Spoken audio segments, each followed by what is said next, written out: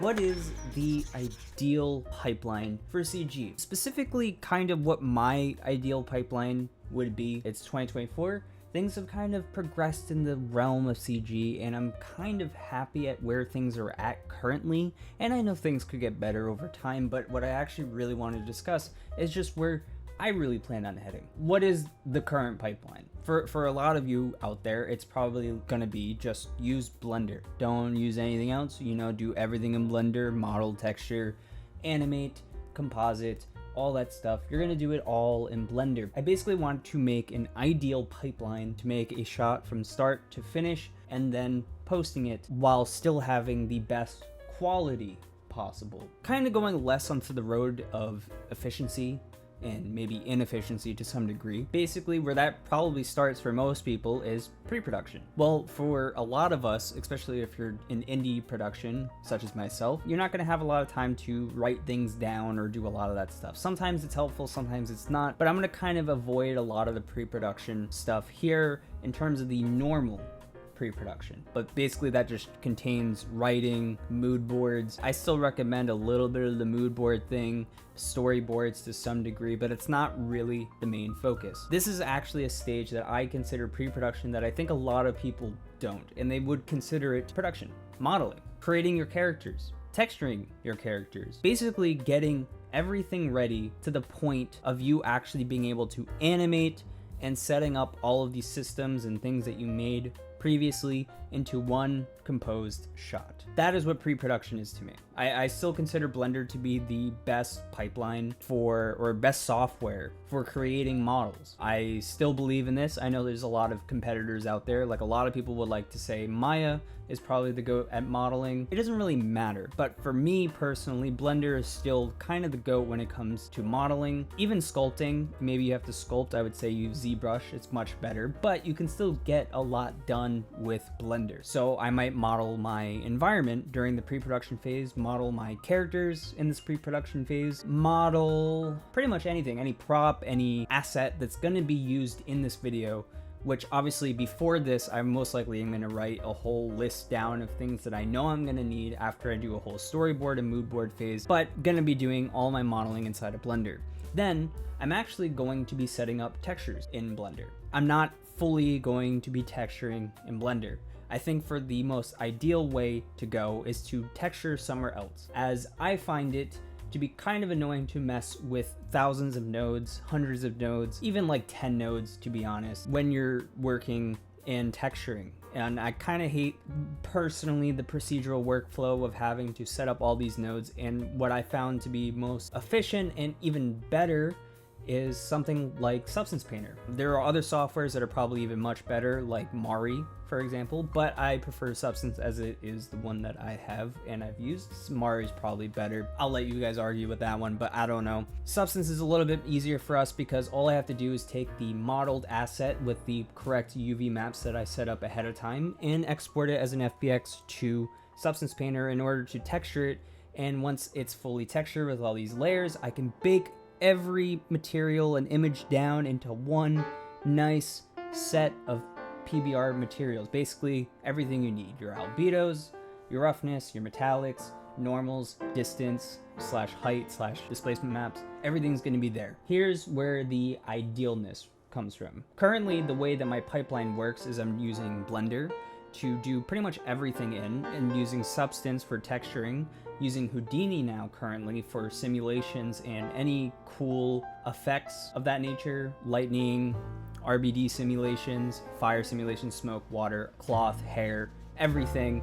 And then I'm taking it into Blender and rendering out everything there. And I kind of like this pipeline as it is right now, but I could see it being more ideal over the future, which to me now goes to the production stage. I kind of still like Blender for animating. I love animating in Blender. I don't know if it's because I've gotten used to it up to this point. I think it is the easiest to learn. There are plenty of rig types. You can learn with a Mixamo rig, you can learn with the Rigify rig, you can learn with Auto Rig Pro. There's tons of options in terms of rigging, and there's tons of options for even customizing your rig. I would still probably say something like Maya is leagues above what you can do in terms of animating than something like Blender, but it's something that I've just gotten accustomed with. If I can use Blender as much as possible, I would like to. You know, in the most ideal world, Blender would be the one-stop shop for everything, but it just isn't. Blender can't handle a lot of things, and it's the reason I'm even making this video, is because there are other softwares out there that I think you guys should be looking at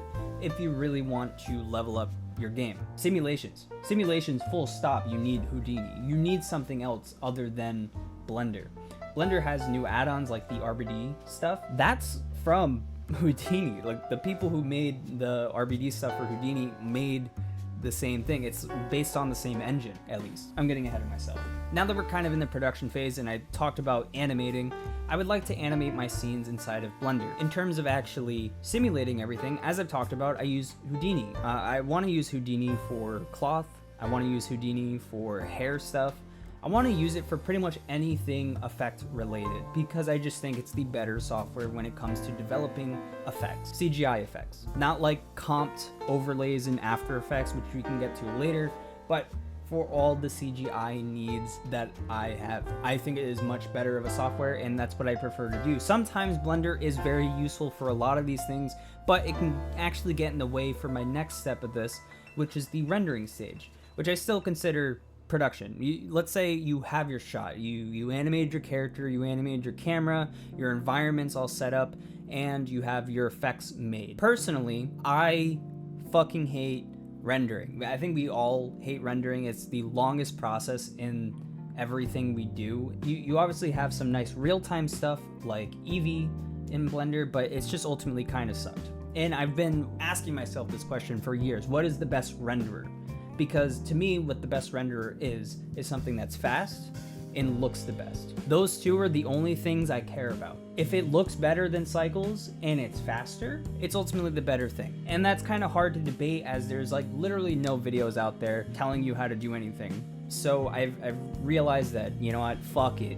If we're gonna pick something that I think is good, ultimately it's just not Blender. I would rather render everything inside of something like Houdini, or better yet, Unreal Engine, for most of my stuff. And the biggest reason for this is because outside of Unreal Engine having like a real-time renderer like Lumen, I still find it better because ultimately it can handle bigger scenes. Blender just can't handle big scenes. It can't handle anything more than like 10 million polygons.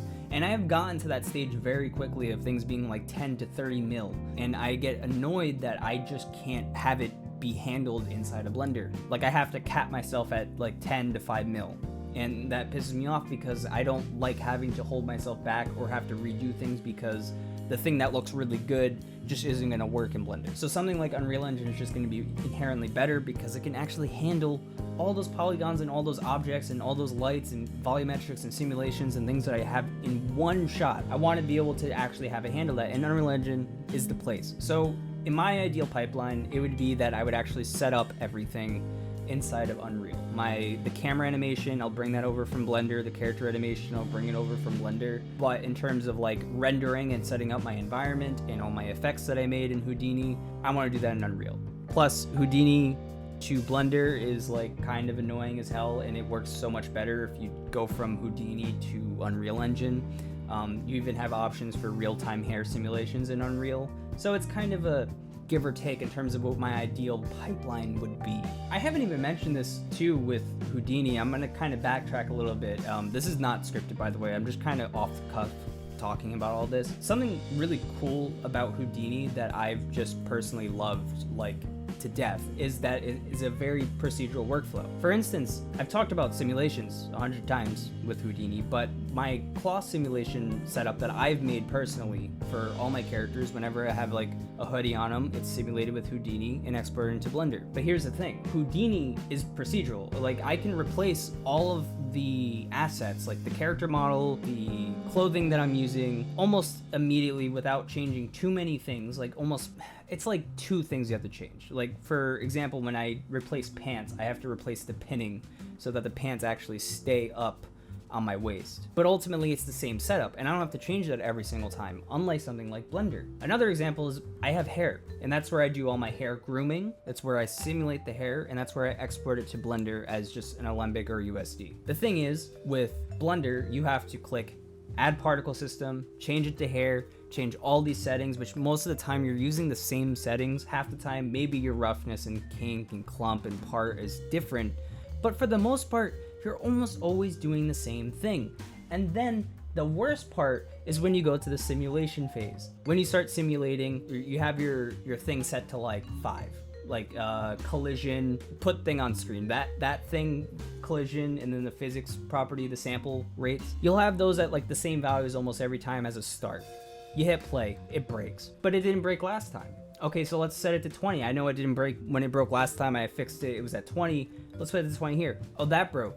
Oh, but for some reason 19 works, but 20 doesn't work. See what I mean?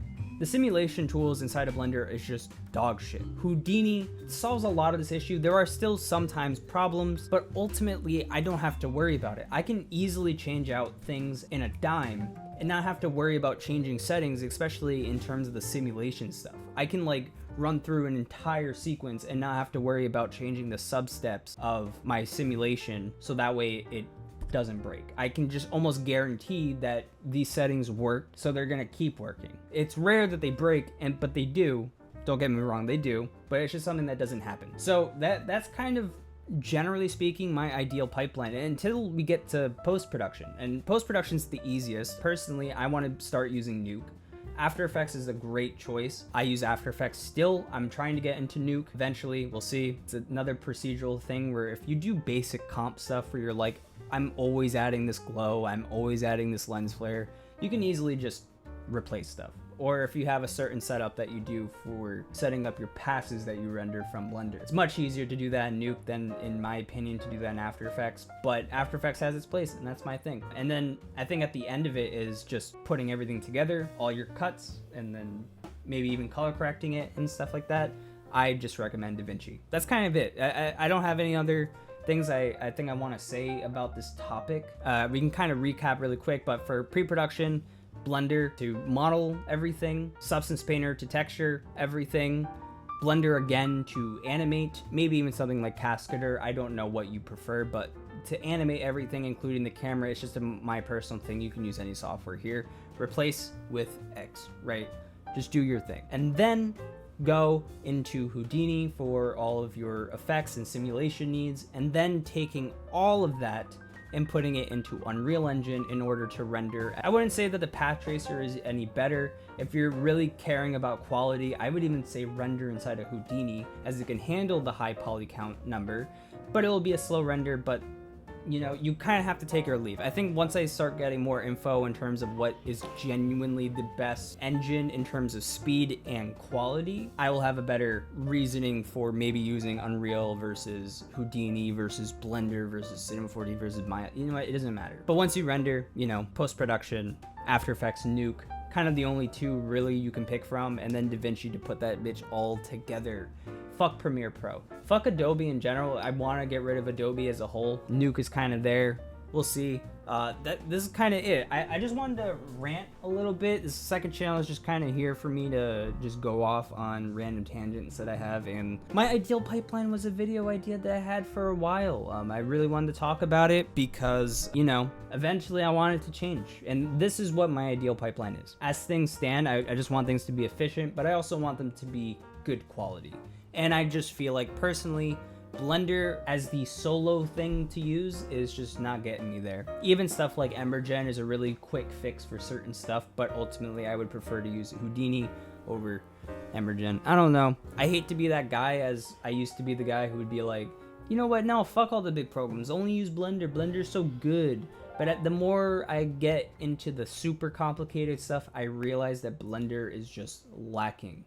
What is your ideal pipeline? Where do you want to go with 3D? Do you have a better, you know, switch out of things? Like, where do you think I should be going with it? I'm curious because, you know, I haven't put a lot of this into action outside of maybe using Substance Painter and Houdini as of current. I'm curious. Let me know. Also, use ChatGPT. It's really helpful if you're trying to learn Houdini. I use it to get me VEX code, and I kind of learned the VEX code from it. It's really helpful, considering that Houdini is like the worst fucking software to learn. Someone make tutorials for it, please. I don't want to be the guy. I'm learning it on my own at the moment. I don't want to be the guy to make tutorials. I don't want to be that guy. Someone else, I know you making tutorials. Just stop putting them on a paywall. Stop putting them on a paywall. Stop. Bye.